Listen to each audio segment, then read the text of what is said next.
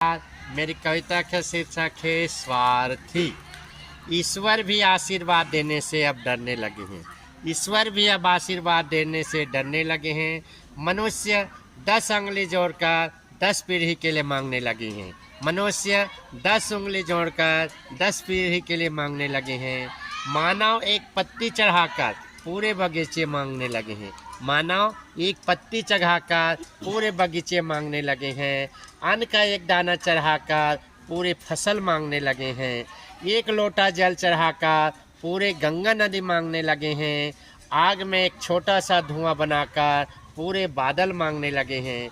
एक नारियल चढ़ाकर पूरे उपवन मांगने लगे हैं। एक पुष्प भेंट कर स्वर्ग की सुख मांगने लगे हैं।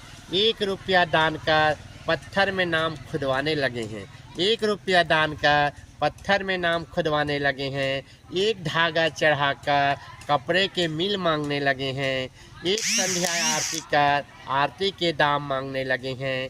एक पूरी भेंट कर राजा भोज कहलाने लगे हैं।